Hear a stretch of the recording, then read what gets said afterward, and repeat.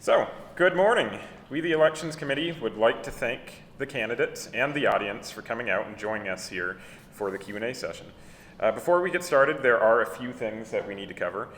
Wintermain will not be able to join us today.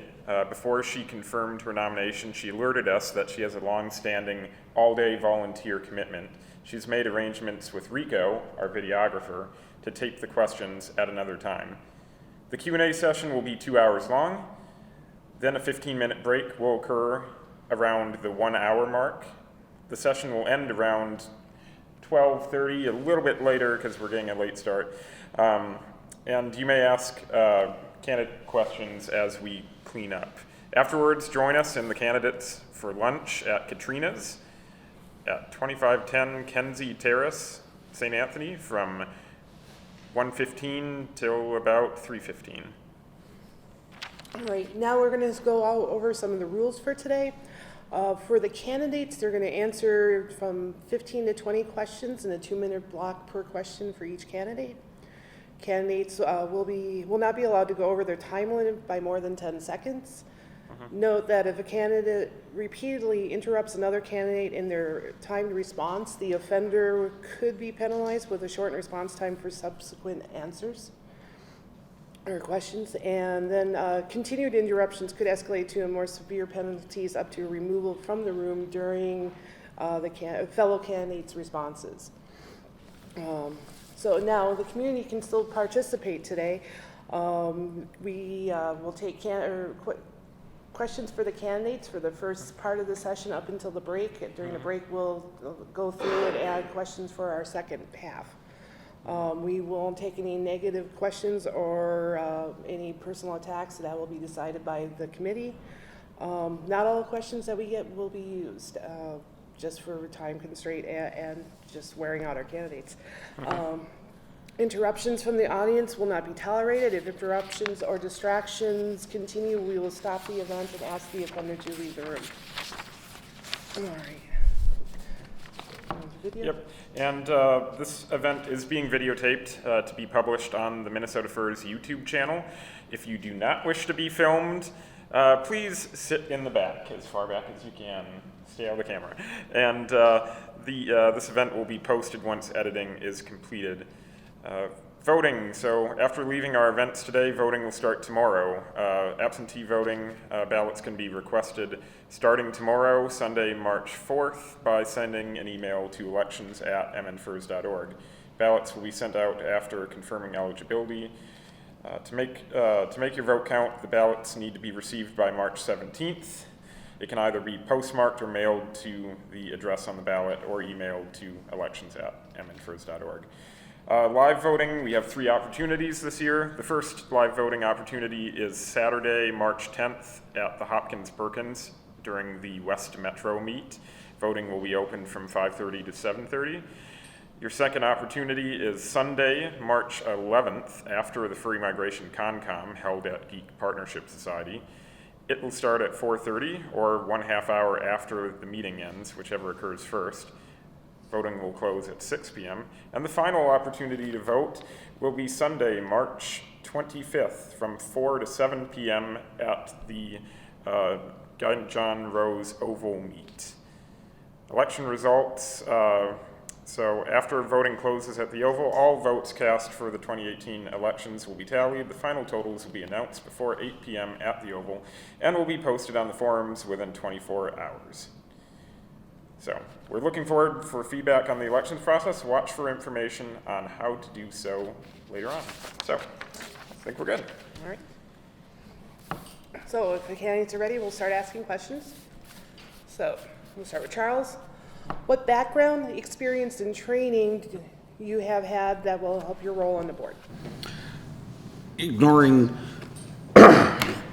Sorry, I'm recovering from laryngitis. I'm going to apologize to everyone in advance. I've been active in this and other fandoms since the 80s. I have run lots of departments at cons. I've been to cons. I've talked to people. I've been part of this fandom in its earliest days and returned with the turn of the new century. I've served on the board. I was part of our incorporation process. I've helped recruit a number of people into the organization, including some here. I take a broad view of what fandom is, including this fandom, and I see a lot of potential for it in the future. We've done everything from the incorporation process to budgeting to dealing with the ugly issues of behavior and legal challenges. Dealing with hotels is something I've done a lot of the business negotiation sorts of things. A lot of supporting the board as it gets organized and gets rolling. And just being busy, finding lots of stuff to do. There's never a shortage of opportunities to be involved, and I'm always looking for something new. Can we read the question for Kizit? Oops, looking at the right one. What background, experience, and training have you had that will help your role on the board? Sure. So I've been in the furry community for about 4 years. I've been staff at Furry Migration for about 2 in the hotel department, working with Eric and Pat. And then also in my previous position, if those of you that don't know me, I've actually worked in healthcare for about 5 years since I graduated from college, at Fairview and various other hospitals around the area. So actually, in my previous job, I was on the safety committee, on a safety board in my position. So I did a lot with administration and managing of staff and managing of employees. And I feel like that would translate well. Obviously, you guys are a bit more fluffy than the average, lab administrator, but I do have experience in sort of administrative roles, and also with my experience with working with furry migration as well. So I feel like that would translate really well. Great.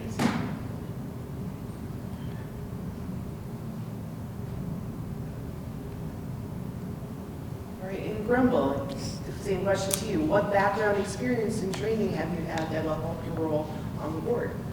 I've got a bunch of different experience. It's kind of scattered. I helped create and run a Delaware corporation at one point, involving with all the paperwork, filing requirements there. You have to have the board meetings. You have to have, even though we had a relatively small group, you always have to follow the rules and get your filings in on time. I've also more recently got involved in DFL. I'm a DFL delegate. I'm also running for a position there as well, as far as local group running stuff. The actual background is for this job, I've been in the furry community since, well, a long time. I remember us going to the original Perkins meetings before it splintered off. So it's like, I've been around for a long time, and I see that the board is more of a job where you want to be a stable setup. It's not necessarily that's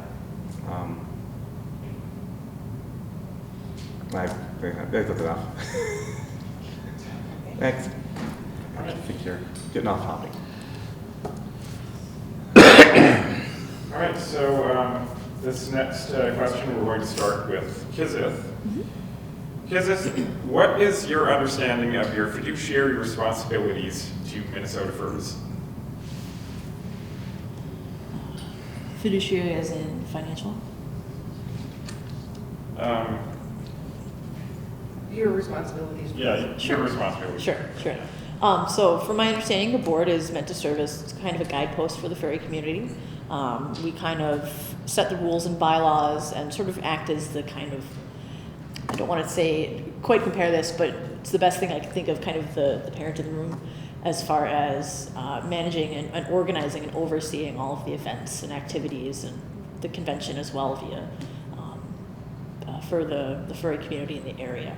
So I'm expecting as part of the board to do that as a larger role, but also kind of split off into my own sub-role and kind of do my own thing for the community, so using the talents that I have personally. All right. So, Grumble, same question. What is your understanding of your fiduciary responsibilities to MNFurs? Okay, as a board member, I would have fiduciary responsibility for disclosure. For example, I have to disclose, I am active in the DFL, even though I would not bring that to, of course, this is, as a nonprofit, we can't get involved with that. Also, I have, of course, honesty, disclosure, like she said, you have to be the adult in the room. So, Okay. All right, and last, Charles, what is your understanding of your fiduciary responsibilities to MNFurs? We, as a board, hold the ultimate authority in the organization. That sometimes makes people uncomfortable, but that's the way these sort of structures work. That's the way the law works. We have ultimately all the authority.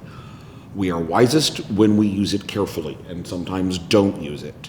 Fiduciary responsibility means ultimately the board collectively and sometimes individually is responsible for where the money goes, what gets screwed up, who gets in trouble. If the organization's sued, we're the ones who have to talk to the lawyers, we're the ones who have to sit on the stand in court. Ultimately, we're the ones left holding the reins and holding the bag. That's what it boils down to.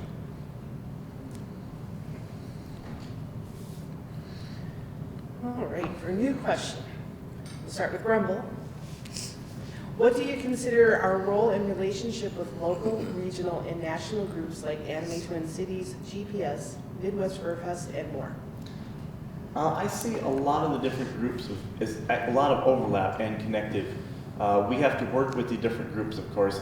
There's not only overlap in the fan base, but there's also overlap in some of the resources available too.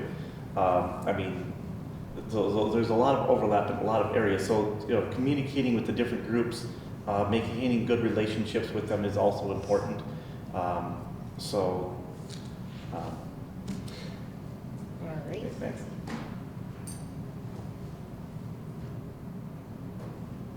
And then the same question to Charles. What do you consider our role and relationship with local, regional, and national groups like Anime Twin Cities, GPS, Midwest Fur Fest, and more? Those relationships are all important. They are all full of potential, and they're important both ways. We've not only gotten things out of those relationships with other groups, but some of them have benefited from looking at us for ideas, especially in areas like hotel and lately on some corporate governance issues. And, we're all part of the same sort of geek cultural awakening that's happening in America right now, and I think that's really exciting. It's important we maintain our identity because there are things that make this fandom different from that fandom, different from that fandom. But ultimately, we have a lot more we can share with each other to make everything niftier. All right. Rico, I'm going to try not to cough into your microphones. All right. So this time on this one, we will start with Charles. How would you expand the role of Minnesota Furs and the community based on the foundation of education and community service? Well, community service is the fact that we're getting off our butts on a Saturday morning to sit in another meeting. Working in the nonprofit world means you go to meetings, you go to more meetings, you go to so many meetings, you start calling them the buttonumathon.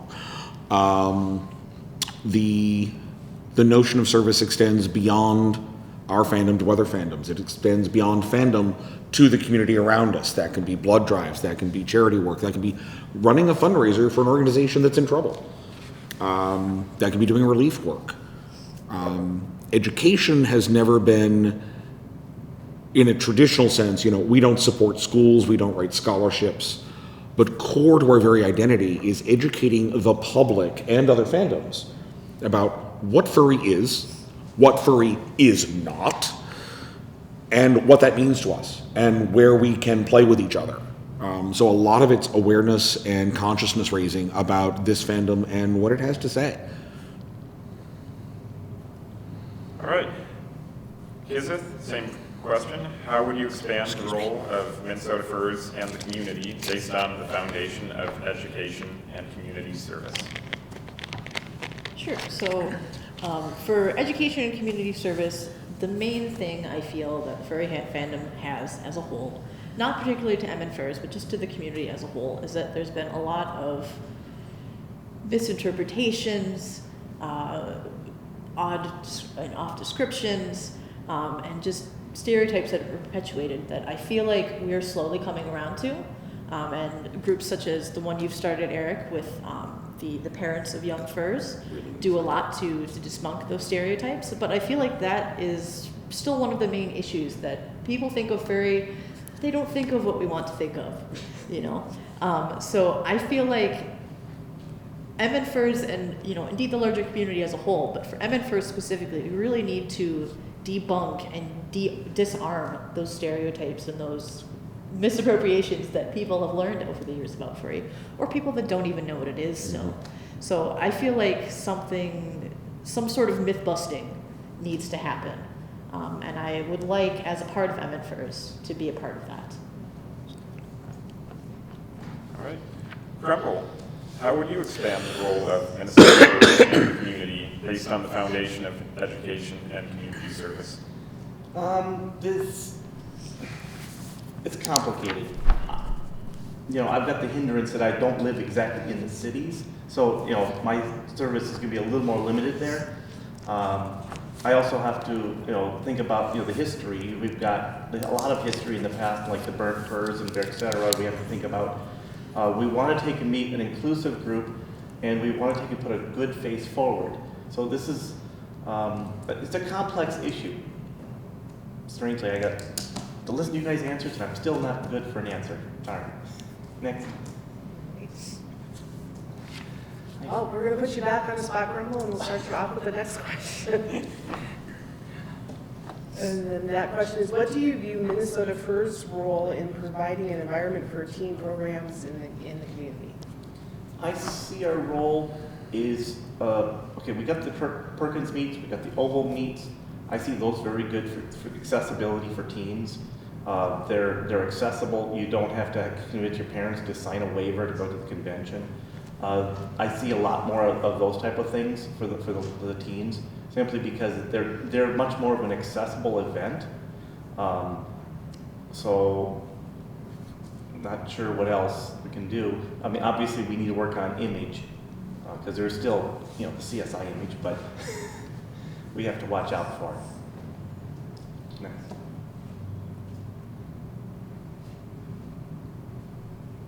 All right, and Charles, what do you view Minnesota's role in providing an environment for teen programs in the community?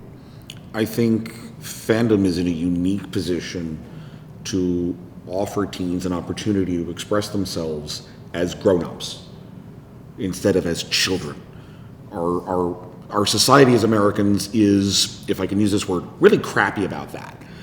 We expect minors to be sweet, playful children, and then suddenly on their 18th birthday, we expect maturity, wisdom, decision-making, and if you've been watching the news lately, you know that's not quite how it works.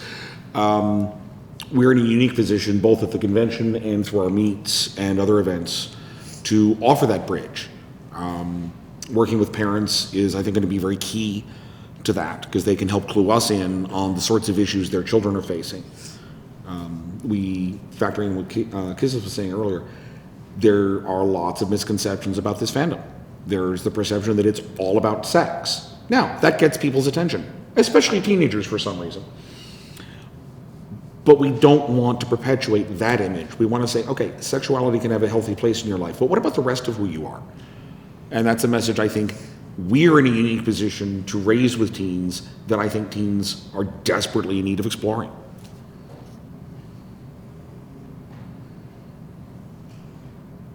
All right, and Kizis, your final answer on this, what do you view the Minnesota Furs' role in providing an environment for teen programs in the community? Sure. So what building on Charles was saying about sort of teens really finding a way to fit in, I feel like, you know, having been a teenager myself, as we all have or are, teens are really in a spot, and not just furry teens, all teens, they're in a spot, they're trying to find who they are, they're trying to find what they like, they're trying to find where they fit in. And I feel like furry has this warmth, this all-inclusiveness to it, that MNFurs is really trying to perpetuate, where we're saying, come here, you're fine, you're safe, you're with us. And I feel like for certain teens that can provide that sense of security, where they might often be looking for that at home. So I really feel like providing them a safe space where they can express themselves, they can discover who they want to be and who they want to interact with, and what they want to perpetuate within the fandom, but also, you know, with themselves, and trying to find themselves. And I think that's really important. Okay. Start with Kiz. So in the last, your response to the last question, you mentioned a bit about inclusion. Sure. As we're entering an era of inclusion where the old norms in society are not acceptable, how are you going to make MNFurs be more inclusive? How will you get more people involved from all walks of life? Women, gay, lesbian, transgender, youth? Sure. So I feel like one of the things that MNFurs hasn't really explored yet is kind of outreach. We have the West Metro meet, we have the Oval meet. I know there was talk of a North Metro meet a year or so ago. I'm not sure where that is at the moment. But I feel like getting MNFurs from those stayed solid locations, where admittedly they have been for some years, they've done quite well. I feel like getting into the community, getting into the community centers, getting into the town halls, getting into the libraries is really important so that people can see and interact with furs for themselves and just get it more close to home personal experience. And I feel like spreading out and getting more interaction and smaller interactions in ways with the community will really help that, get more publicity and get the word out. Okay. Charles, as we're entering an era of inclusion where the old norms in society are not acceptable, how are you going to make MNFurs be more inclusive? How will you get more people involved from all walks of life? If anything, I think the biggest diversity challenge we have in the furry fandom is the perception that it's a bunch of gay white men. And while it's been a safe space for gays for a long time, it was not originally our fandom, it is not our fandom, and we need to open the door. We need to, I'll be honest, I think the door is more open than it is perceived to be, but sometimes we need to reach out a hand and pull someone through that door, okay? I want to see more women involved. I want to see more women in leadership. In most fandoms, women are disproportionately represented in leadership. I know that's flying against the stereotype, but that's actually been my experience for a very long time. We need to reach out to people who, as you say, live in communities where we haven't really touched yet. I would love to see more meets start up. There are a couple ideas floating around the table right now. I'd love to see one or more of them happen. I don't see any reason we need to only have 2 or 3. I think we need to be explicit about wanting everyone to come play. Anyone who wants to come play and doesn't want to mess up other people's fun, come play. Really, that's what it's all about. But we need to make that message clear and we need to act on it. Okay. Rumble. As we are entering an era of inclusion where the old norms in society are not acceptable, how are you going to make MNFurs be more inclusive? How will you get more people involved from all walks of life? It's not an easy thing. Also, I'm non-binary, asexual. I'm very different. Also a little. So there's a lot of subgroups in IFC furry that we gotta watch out because the subgroups will sometimes say, "Oh, you're being favored over this," and it's weird. But I also, as far as outreach, I'd like to get the St. Cloud group meetings going again. They kind of petered out. I did a pizza party in St. Cloud last summer.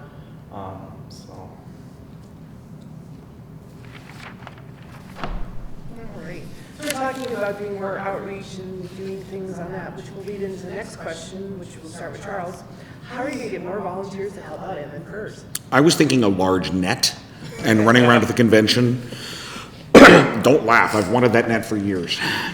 Nothing recruits volunteers more effectively than sitting next to them and saying, "Hey, you seem interested in this," or "You were good at that," or "What are you doing next weekend for the next 4 years?"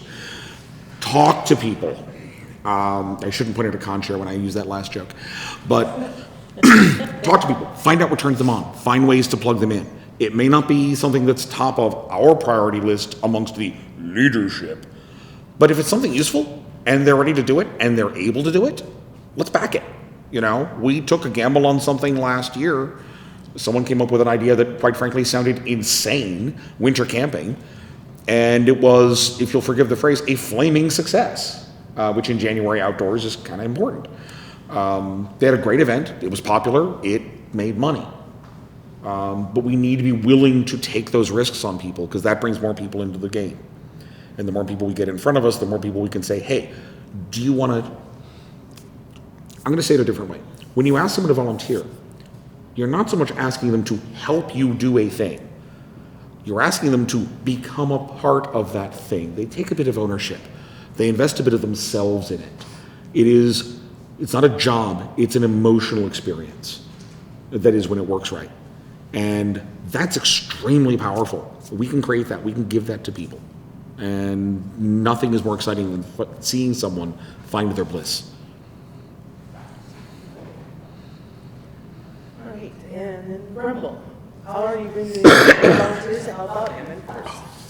I've volunteered at pretty much every convention I've ever gone to. And I see us actually, we need more work, I think, in terms of getting the volunteers into the system, and then also then transitioning them past to just volunteer, let's say, at the convention. Now, volunteers at the convention, I think we can do some minor improvements there. I think we're actually doing pretty good volunteer-wise there. I mean, obviously, you can always use more, but like he says, we need a big net. The other thing is getting volunteers to actually then come to meetings and actually get involved with the organization. And I don't see a lot of carryover there yet, but I do see some, which is nice. So kids, let's just say kids, because That's fine. screw up that second syllable. That's How are you going to get more volunteers to help out the Minnesota First? Sure. Well, the large net idea was a good idea, but We might should not take- work in all scenarios. We should take bids. Yeah. So Charles kind of stole my thunder on this question, Sorry. but no, that's fine. I do feel like finding something, ensnaring volunteers not just by saying, help me do this thing, and then we never talk again. There needs to be some sense of continuity. There needs to be some sense of you are helping with this organization, you are helping do this thing, not just for the organization, but also for yourself. Whether that's finding your passion by drawing, painting, sitting outside of a hallway checking badges. Might not be the most glamorous job, but it will help. It will make the convention run. It will make the hotel not break. It will make the organization run better. And if that carries over into more fun things that you like, do you like bowling? You can volunteer at bowling. Do you like hanging out with people playing board games? You can volunteer at the meets. Do you like sitting in a boardroom? You can run for the board. It's really finding your bliss and letting that bliss carry you through volunteering with the organization to make it better, not just for the sake of the organization, but for yourself as well. All right, thanks, kids. This next question, we'll start with Grumble. Nonprofit groups require funds to remain operational. How do you propose that Minnesota First creates new revenue streams? I'm not good at making money. Just gonna put that out there. Revenue streams. That's a tricky one. We have donations. We have. I hate to admit it, but I upgraded to the super sponsor because I wanted the lion on my badge. So there's all kinds of cool things we can do there. The actual just straight outreach in terms of getting more there, I'm not sure. The fundraiser wise, my pizza party was a huge loss because that was a free pizza party. But not really sure. So, Kiz, nonprofit groups require funds to remain operational. How do you propose that MNFurs creates new revenue streams? Sure. So one of the biggest things for nonprofit groups, and I hear this all the time from NPR, is that they have yearly fundraisers every year, and they earn majority of their funds through subscriptions. I'm not saying that we offer subscriptions, but the reason that they're able to do that is because they do provide quality content. If you provide quality content to the group you're aiming it toward, or quality interactions, quality fundraising events like Grumble's Pizza Party, people will come and people will want to donate to you because you have that integrity, you have that quality to your organization. So I don't really see us needing to reach out so much as, maybe reach out a little bit, but also just improve the quality that we do have, make sure it is a professional, well-organized, well-run organization that provides high quality services to the local FERS, and then the money will follow. Okay. Charles, nonprofit groups require funds to remain operational. How do you propose that MNFurs creates new revenue streams? Our primary fundraiser, the annual gala sort of thing you were referring to. Yep. At this point, it's migration. Very few things in fandom make money the way a convention does. And that's probably only going to increase as time goes on. It is vitally important that the organization not be completely dependent on the con or any one source of revenue. Because with that comes politics, with politics comes drama, and then there's some Yoda quote that follows that, I don't remember. Running other events, which we've already started doing. We started our first Wear Camp back in January, and I think that's going to happen again in the future, and that was a small but meaningful revenue generator, in addition to being a community builder.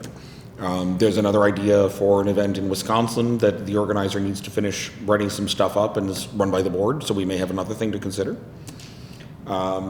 We have the famous kitty, the donation jar at our meets and the picnics that makes a ridiculous amount of money. When I tell people in other organizations, even churches, that we get a tip jar that brings in hundreds of dollars every single time, I don't think people realize this organization was born financially in that tip jar. The tipping point to decide to actually incorporate was when the guy who was our default treasurer at that point said, guys, I've got $2,500 in cash under my bed. Can we do something now, please? So it's all about diversification. It's all about more events, more opportunities to give people something. Maybe we do a card-carrying furry campaign for pledges. I don't know. I want to hear what ideas people have. We've got a few of our own. Let's keep building. All right. So we've talked about revenue streams, and so we have a question from the community that asks, and we'll start with Kiz. Do you believe there is something holding our organization back? If so, what? You know, I really can't think of anything off the top of my head, but I'm just going to go with what I've said before as far as sort of consciousness raising and building the community. We could be doing more to diversify as well, but also just generally improve sort of the quality of our events. As far as the organization itself, I feel like it's a pretty professional and well-run organization. I've actually sat in on a board meeting on my own, and it doesn't seem like there are any qualms there. So I feel like just improving the organization as a whole, in terms of general quality, in terms of content. I'm not don't have much of a business sense myself, but I feel like if we improve the quality of our events, the quality of the organization will follow. All right, and the same question to you, Charles. Do you believe there's something holding our organization back? If so, what? Is there something holding our organization back? Absolutely. I guarantee it, because it's an organization full of people. Could I put my finger on what it is? I don't think so, in all honesty. I can think of a lot of things that would help us. A wealthy benefactor, running more events, more volunteers, more time, partners interested in throwing us resources and money. All sorts of things could help us, but I think really it's driving our volunteer base is, I don't know that that's holding us back, but I think that's the best way to push us forward.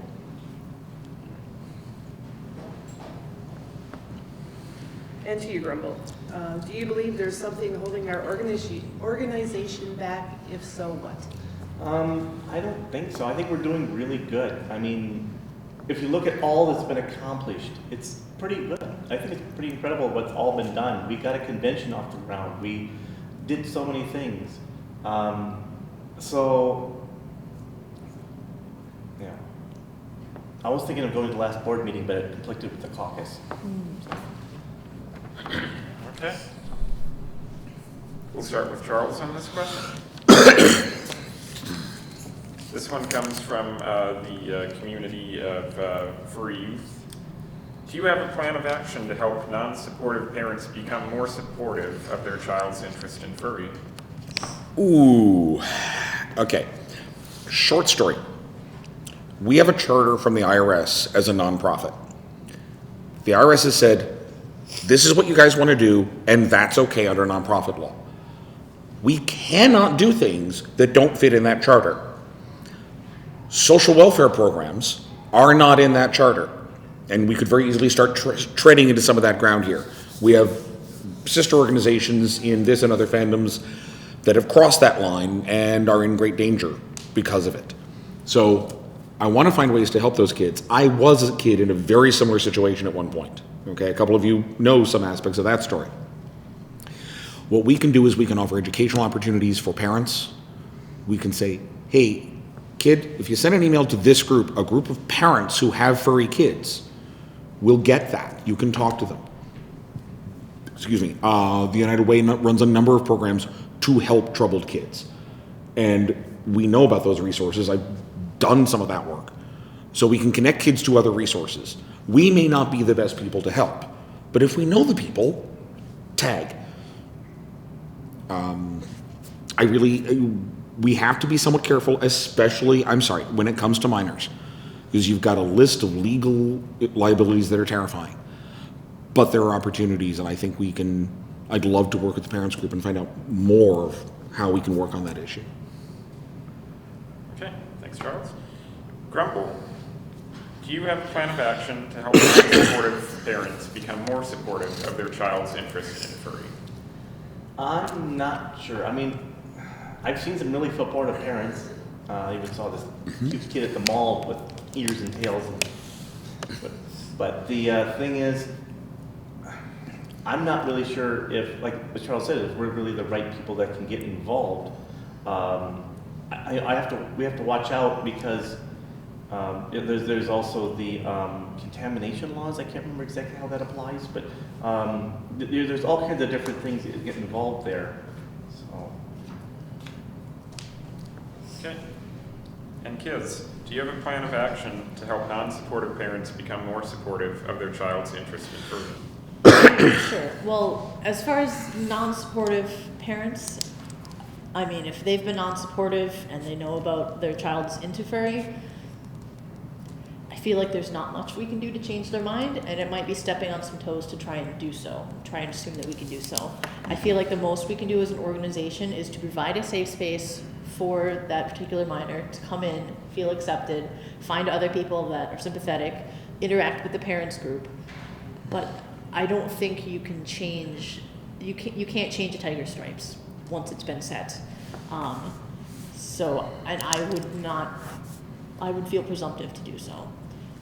But we can reach out, we can try and educate, but at the end of the day, if they're non-supportive, there's not much we can do to change their mind. All right. So now we get to talk about you guys a little more, especially Grumble and Kids, since this is the first time you may be doing something this public for the convention. So, if elected to the board, Grumble, how do you see yourself handling being a public figure? I try to avoid being a public figure. Basically, I tend to shy away from cameras traditionally, and being a public figure is not an easy thing. You can't just pile glitter all over. It's not exactly. I mean, there are other aspects where I'm kind of more public, and other aspects I'm not. And I've got my personal side and my public side. So. And to you, Kids, if you're elected to the board, how do you see yourself handling being a public figure? Sure. So in my particular line of work, for those of you that don't know, I work in the healthcare field. I work in a laboratory in a blood center. So even part of my work, I'm not really in the public figure. So I feel like what I can do is I can try and separate the part of myself that is in the public figure from the part of myself that is strictly on the board and helping run the organization.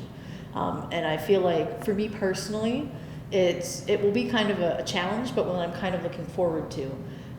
That if I improve my skills, my tactics, as you might say, in the board and working to further the organization, I feel like my public figure will follow and I'll get more used to being in the limelight. And how do you continue to expect to be handling being a public figure? When someone runs into me and recognizes me because I've been on stage or on a panel or on a Concom or chaired a con 18 years ago, I am very good at pretending I remember who they are. Because you don't want to hurt anyone's feelings. And you're the one on stage with the lights. There are lots of ways to be a board member that don't require being on stage in front of the lights. It is not as high profile a role in this organization as it is in some, which I think is good because it lets us pull a broader range of people into a leadership role without expecting them all to be alpha performers. You know, it's a matter of wearing different hats. You know, Bartholomew Gubbins worked 500 different conventions. So are you talking to me as a private citizen, as a political activist, as a gay man, as a member of the board, a Concom member? You know, I want an LED programmable hat so I can tell people what role I'm in right now, so I can remember what role I'm in right now. You're talking about compartmentalizing, both of you. It's absolutely essential. The other thing you need is a supportive home life. All of us who volunteer could not possibly be as successful as we are without the people who stand behind us and love us and put up with us. Thank you. Okay. So, starting out with kids. How would you handle a complicated task given to you by a community member? To provide an example, perhaps they want to set up an event with another nonprofit organization. Sure. So I'm generally very good at receiving feedback and I'm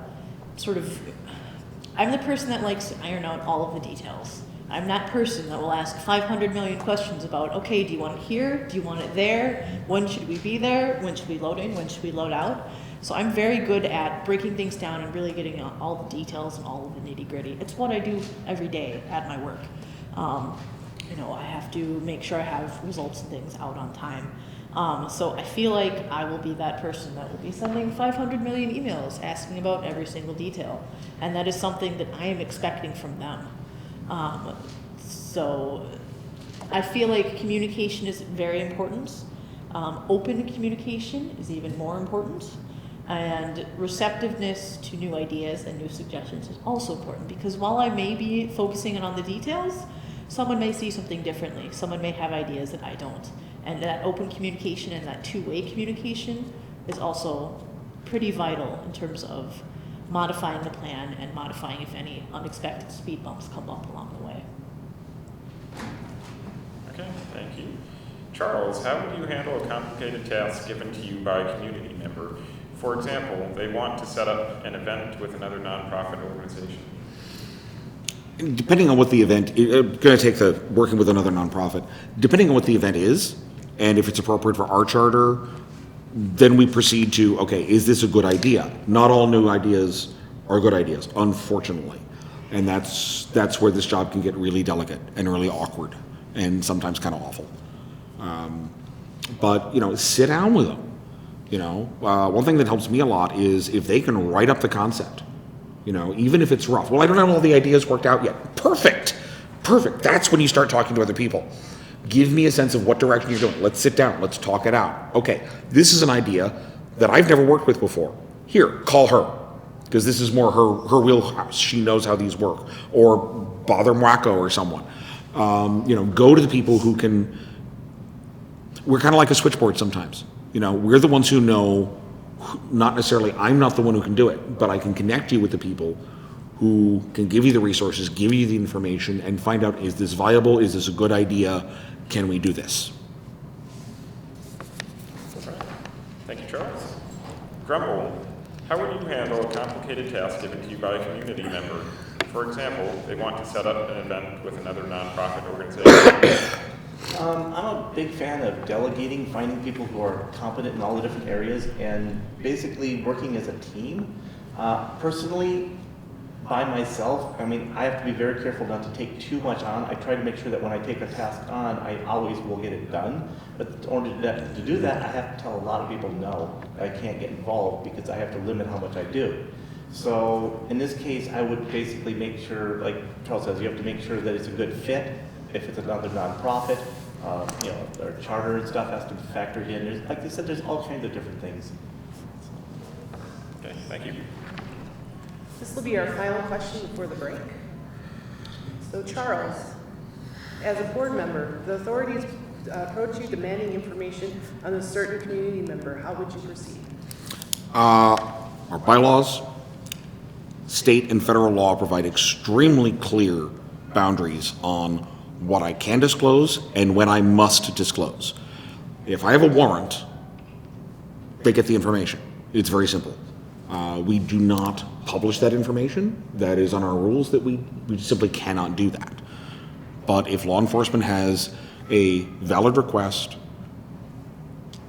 we comply. It's not even a question.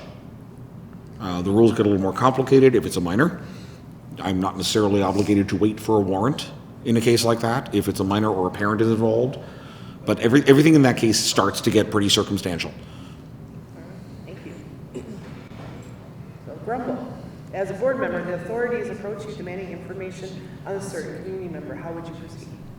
Well, like Charles said, it depends on whether or not they have a warrant or not, if they're just fishing for information, whether or not they're basically misinformed what furry is. There's all kinds of different things there that have to be factored in. Thank you. And Kiz, as a board member, the authorities approach you demanding information on a certain community member. How would you proceed? Sure. Well, I feel like I'm belaboring Charles' point here, but it does depend if they have a warrant, if they're just looking for information. So I feel like my policy would be give them the information, use as general terms as possible, try and protect privacy. I would obviously go by the bylaws and the charter of the organization, and if they have a warrant, comply with anything they might have to do. Great, thank you. And at this point, we will break for about 15 minutes and take any questions that may be still coming from the audience. Thank you. Welcome back. These next questions have come from the audience. So if I stumble over how to read it a little bit, I won't do that. Everyone's handwriting is absolutely amazing here. Yeah. One person's it. But Yeah, one person. Starting with Grumble. What is the thing/activity that MNFurs has done that's made you proud or put a smile on your face? That MNFurs has done. One activity. Well, there's more than one, unfortunately. I mean, I think was really happy. I mean, I'm not going to take and talk about the hotel, but I mean, I like cat days and stuff. Those were like really, we were just kind of getting going. Now we've got the convention. It's more routine, but it was like those early days were like really interesting. To see the community come together and create a convention was kind of, I think, amazing. Okay, thank you. Kiz, what is the thing/activity that MNFurs has done that has made you proud or put a smile on your face? So honestly, as a relatively new fur, I just joined the fandom in 2014. My very first convention ever was year one for Migration. I remember going to that con in the Thunderbird. Going to that con, walking through the dealer stand, walking through Artist Alley and going, this is amazing. This is really cool. I want to do this more. And I haven't looked back since. It's honestly one of the highlights of my joining of the furry fandom, just discovering that there's this whole world out there of conventions and all of these people getting together to do really wonderful things. And I hope to help with that. Okay, thank you. Charles, what is the thing/activity that MNFurs has done that has made you proud or put a smile on your face? I have to confess, it is a tie. The opening ceremonies for that convention, that first convention in that awful hotel, I didn't need to be on stage. I had no official duties. I was standing in the back crying. I was so proud of everyone and so proud of what we'd accomplished and where it was going to go. That was so exciting for me.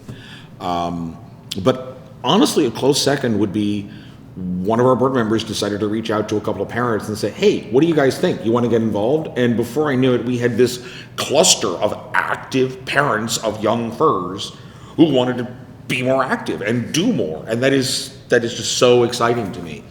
I'm really, really happy we've been able to make that happen, and I'm excited to watch what it does next. All right, thank you. All right, Kiz, we're going to start with you on this next question.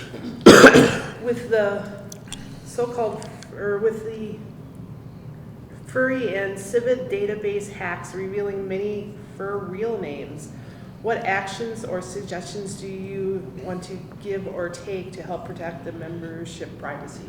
Sure. I feel like something that might have been overlooked lately is online security, internet security. The internet is a varied and wily beastie, so we need to have someone either on the board or in the community, maybe involved with the website development, to be protecting against that. I'm not saying we hire a Mr. Robot-like hacker, but I am saying we do need to take some steps. There is encryption, there is research, there are things that can be done to protect our community and our members, and I feel like we need to take more steps to do that. All right. The same question to you, Charles. With the furry and civet database hacks revealing many real fur names, what action suggestions do you want to give or take to help protect our membership's privacy? Working on the website is a never-ending battle, but one we need to continue to engage. I know there are always conversations about this, and there are always opportunities to do more. Ironically, one of the things we have and continue to do is to help demystify furry, so that if a name is out there, it's less damaging, it's less threatening, it's less of a cost. We need to be honest with our members about what we can and can't do, and honest with our members about when we ask for your real name, do we really need to? And if so, why? And what do we do with that information, and how do we store it? Is it even stored online, for instance? So all of that is worth looking into. Mostly we're concerned about hacks for financial data or that sort of thing, but privacy is very important in this community.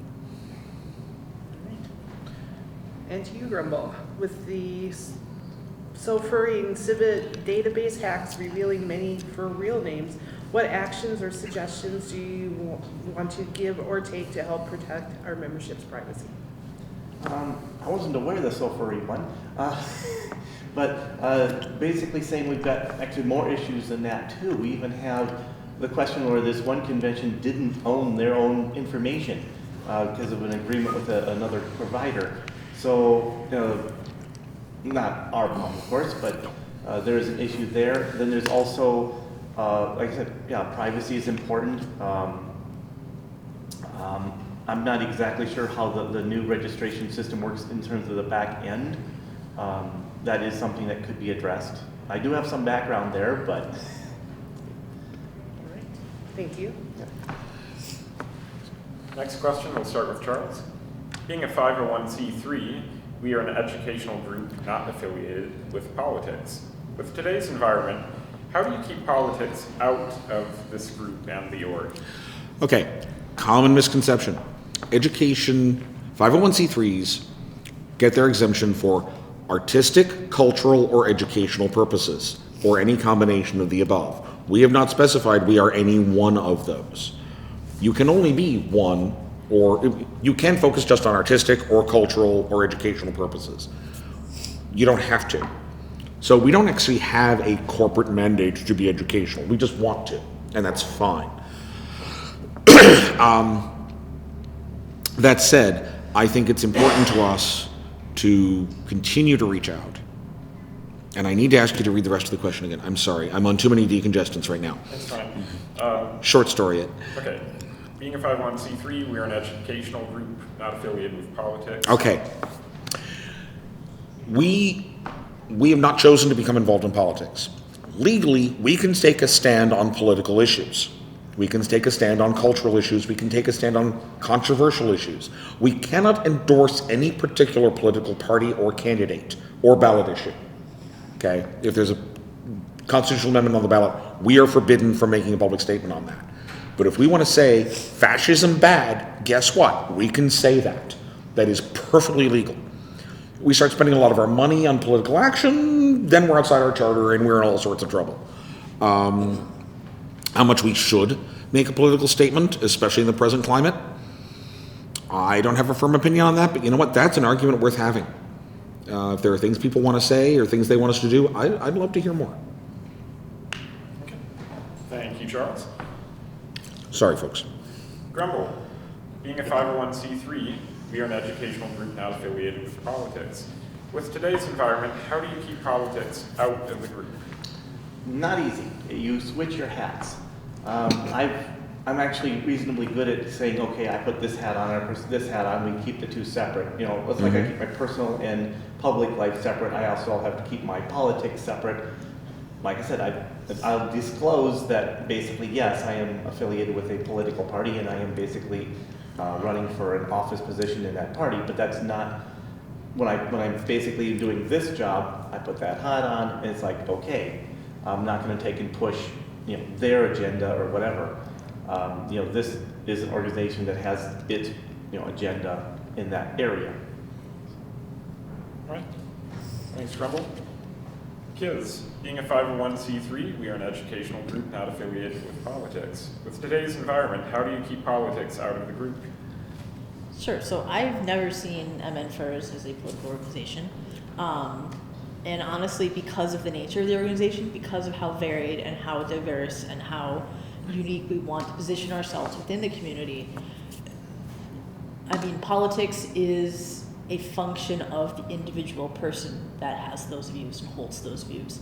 Sure, as an organization, like Charles was saying, we can, you know, take a stand against certain things. We can say, you know, fascism bad, etc., like that. But as far as the individual members that make up the organization, there's no reason for us to be bringing our own individual views combined to make a big organization.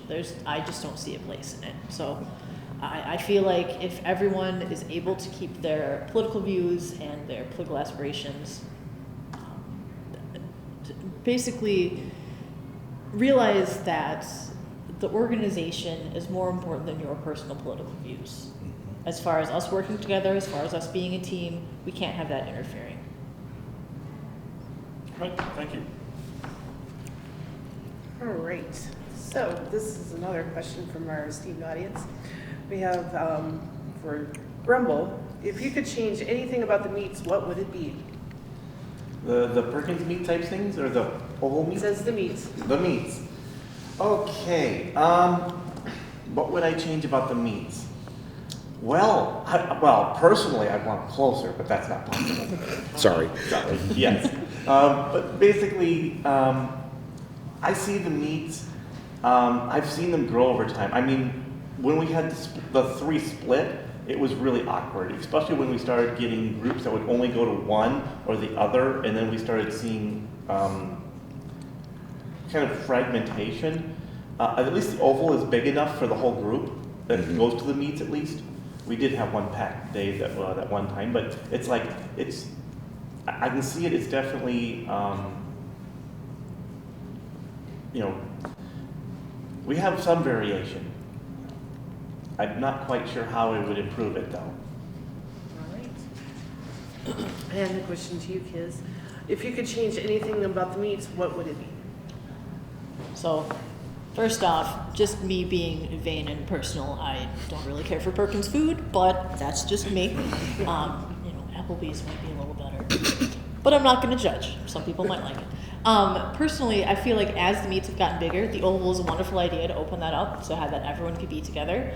But I feel like the meets as they stand now, they're more of a loose social event. You have the tabletop gamers over here, you have the artists over here, you have the people talking over here.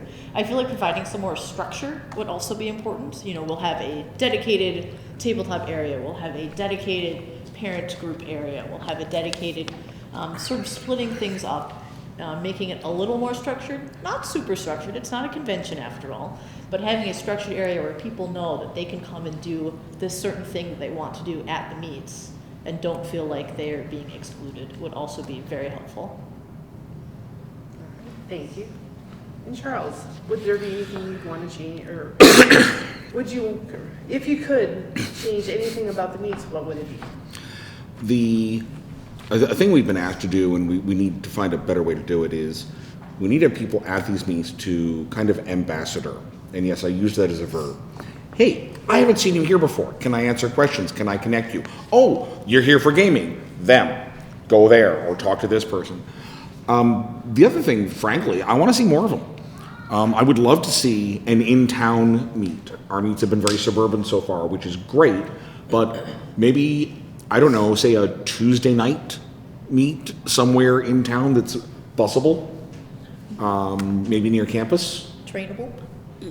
All sorts of ideas like that are on the table. I think diversification is the way to go on that, to bring more people in. There are tons of furries in this town who would love to connect with us, our programs, our convention, who don't even know we're alive. Thank you. Is the Applebee's meet still going? The Perkins meet is still going, yes. Yeah, well, no, they splintered into the Applebee's. Oh, I didn't know that. Yes, at one point. Yeah, I've heard nothing. Okay. Technically, that's not Minnesota Furs. That's just a group of people that decide to go to Applebee's afterwards. Yeah. Okay, next question. So we were talking about before some new things we could try out with meets, different directions to take things. So this first one is for kids. What is something we do well as a group? Sure. Well, I will say just first off, hands down off the bat, MNFurs is one of the nicest looking and the most well-run conventions I have been to. Us and MFF are pretty much at the top as far as even the first, I didn't know the first year convention when I went to it was a first year convention. We had professional signage, we had professional organization, we had, rockin' main stage, rockin' dealer's den. And I feel like in terms of just spit and polish in general, we are a very good organization. All right, thank you.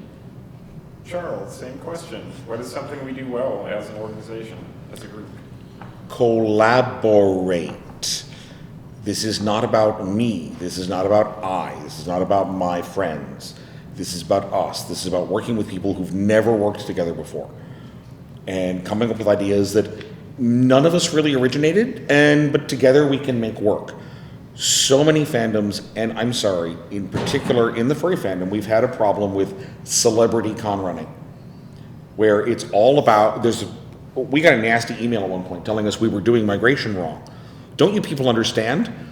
Conventions are all monarchies. And there are people who think cons should run that way. Most of them are con chairs or want to be con chairs. Very few of them have been successful con chairs. Okay, I've been a con chair. You cannot do this alone. And you'd be nuts to try. It's all about us. And the more us, the more different ideas, even where we disagree, is important. One thing the board has done fairly well in recent years, I think, and the credit to this mostly goes to my colleagues, is they have learned to argue well. They've learned to disagree and work through that to get to a solution. That is an incredibly valuable skill that every board needs. And I'm hopeful that we can build on that in the future. But yeah, more collaboration. That's the key. All right, thank you. Grumble, what is something we do well as an organization? I see us basically really well in terms of community. We have created a community-run convention, which is, like Charles said, very different than a lot of things. I mean, I still remember the one meeting at that coffee shop. It's like the one guy wanted to make it so that you could buy your way into your volunteer hours equivalent. And there was that whole debate there. But I see the community is what we really do well. All right, thank you. All right, so, Excuse me. Grumble, I'll have you start another question here. As this group gets older, how do we provide program and opportunities for adults and more mature activities? Let me see here. Do we have a Gray First panel? I'm not sure yet. I know there's one at MFF. I see a lot of different groups. Basically, I also hope that like I said, we've got people coming in, we have older people. I don't think we really need to take and look at just one age segment. I think we need to be inclusive of everyone. So, not sure.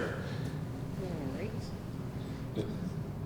And Charles, as this group gets older, how do we provide program and opportunities for adults and more mature activities? Well, stop looking at getting older as a bad thing. A few months ago, we had a meme running around that if you're over 30, you're too old to be a furry. Yes, just about everyone in here found that hilarious. But the truth is, your volunteers are going to be disproportionately your older people in any fandom. Use us. That's not a bad thing.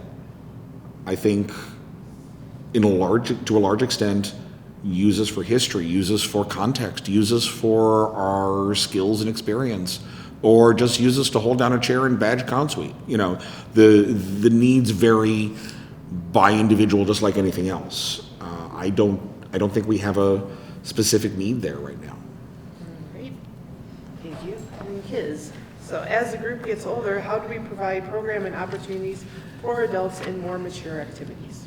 Sure. So, first of all, like what Charles was saying, at the conventions, you always need someone to badge. You always need someone to monitor people, and I feel like that would be a good thing for olders to do. But also, it's not really about age. It's about vitality and about what people can bring to the fandom.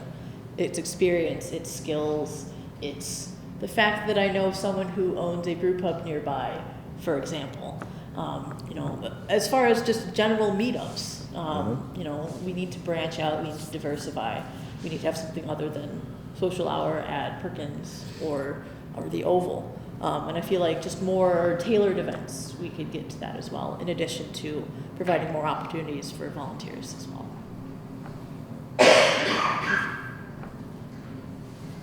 Okay. This next question will start with Charles. Furry migration is a chartered event under MNFurs. Did Grumble answer that last question? Oh God, did I skip? No, I guess he did not. All right, move back. Sorry, guys. Wait a minute. No, Grumble started. Yeah. Then I apologize then. All right. So Charles, furry migration is a chartered event under MNFurs to run as a mostly independent event. With board member staffing and senior staff positions, how do you see the validity of this independence granted by the charter? It's something the board has to have some discipline about. Asking ourselves, is this a board issue? Is this a convention issue? It is possible for an issue to become serious enough that the board needs to intervene. That has not yet happened, and I think all of us are grateful for that. Ultimately, we have the authority. We shouldn't use it. I think over time, as we grow the portion of our organizational staff that are not migration, that are doing other events, or doing other programs, involved in some of the infrastructure, that will balance in time, would be my hope, and I actually think that's the way it's going to unfold. But largely, it's a matter of discipline.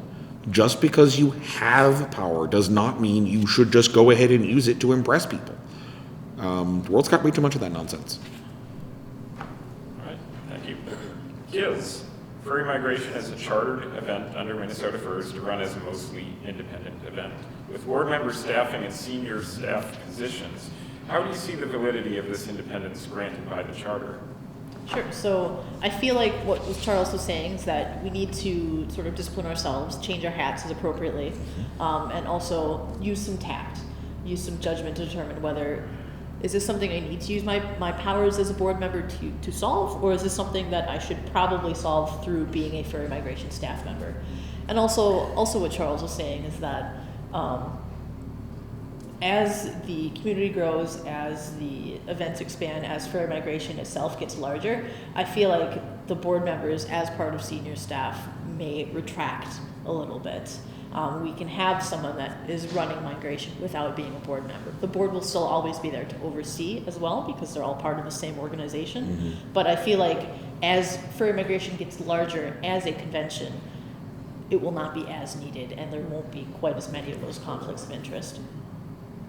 All right, thank you. And Grumble. Furry migration is a chartered event under Minnesota Furs run as a mostly independent event. With board member staffing and senior staff positions, how do you see the validity of this independence granted by the charter? I kind of like delegation, and even if I was a board member, if I even ever win and become a board member, I would still be just an underling in the registration department. So I don't see. I see them as different hats. Like you said, it's like you separate out the two hats. It's like, okay, this job as a board member is about creating, the rules, this, and basically setting things in motion. Working in my job over here, I've got my job duties for that are separate. All right, thank you. Thank you. For kids, what can we do to train leadership in community, con, and ourselves? So I feel like for leadership, a lot of the part of it is not just about organizing and running events. It's about making people feel like they're in control of the community. They can provide a service. Really, it's about sort of tapping into their passion as well, saying, you want to do the thing, let us help you do the thing so you can run the thing. So really tapping into what drives a person, what makes them tick, is important for, yes, volunteering, but also for leadership, because without us all wanting to do the thing will not happen. Thank you. So Grumble, what can we do to train leadership in community, con, and ourselves? To train them and train ourselves. Trying to think here how exactly this applies. So, how can we? What was the question again? That's fine. What can we do to train leadership in community, con, and ourselves? Okay, so basically, how we can train the community. Trying to figure how to take it. So. It's a how question. We've got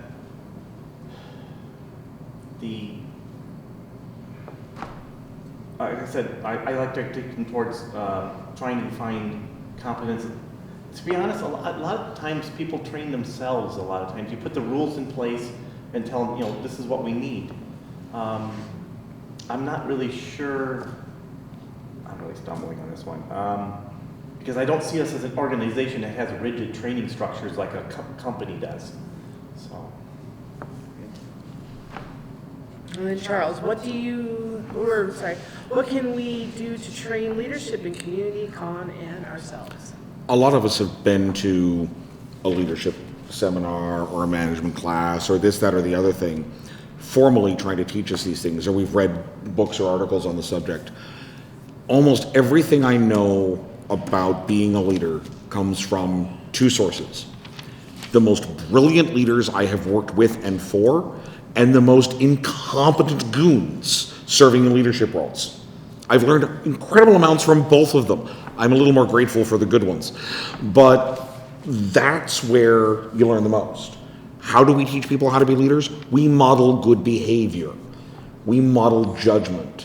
We let people see us say, I understand you're upset about this issue. However, that's a convention issue. Go through them. If that doesn't work, then you can yell at us. You may not get a better answer. Model the behavior we want the next generation of leaders, whatever their age, to demonstrate. That's the most effective way to do it. And reward good leadership when we see it, because leaders aren't always the people with the fancy titles.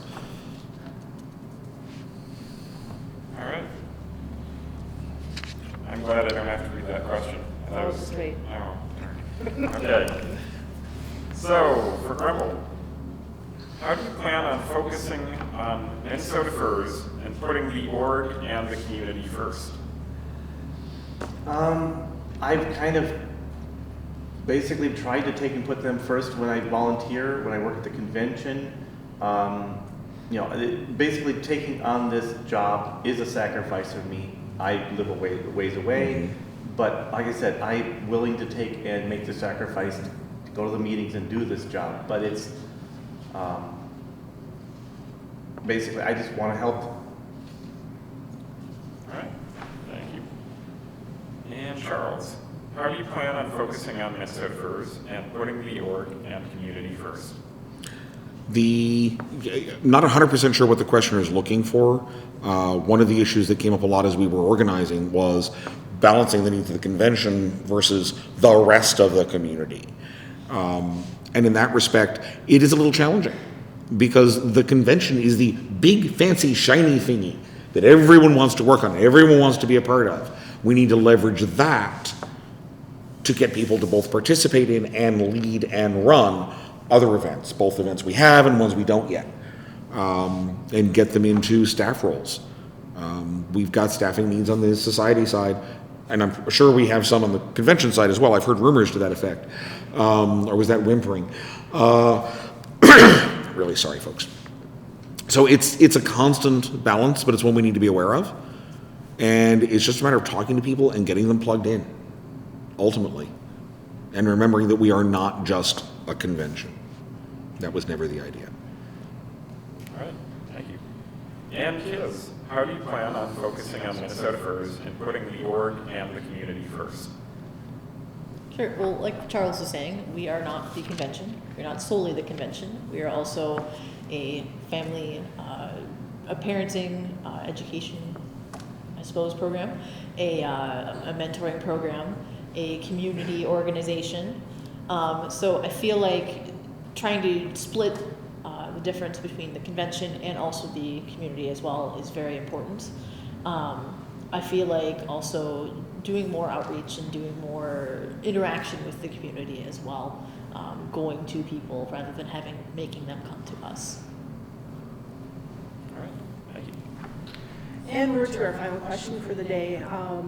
Since Eric's full name is Eric Fox, I think this is probably a more appropriate question for you to ask. Uh-oh. All right. Good luck. So, Kiz, keep in mind your answer to this determines the future of our friendship. Ooh. Kiz, what does the fox really say? I'm covered in fur! All right. We are. Grumble, what does the fox really say? I see if I can do it right. Not the crazy frog. And Charles, what does the fox really say? Why, yes, I'd love to volunteer. When do I show up? That's pretty accurate. All right, well, thank you for coming out and answering a whole lot of questions. That hopefully everybody has gotten a good idea what everybody thinks and viewpoints of the candidates. There should be a separate video with Wintermain, who unfortunately won't be a part of this August body. We thank everybody who came and submitted questions, came out to witness all of this, and we will be wrapping up here. We can do Minnesota goodbye for about 30 minutes, and then we will head up the hill to Katrina's for lunch, and then people are welcome to ask questions directly of the candidates. We thank you, and No, just thanks for being part of the election process, for being here. Thank you to our candidates for being here. Yeah, everyone here is awesome, so thank you. And thanks to the people watching online.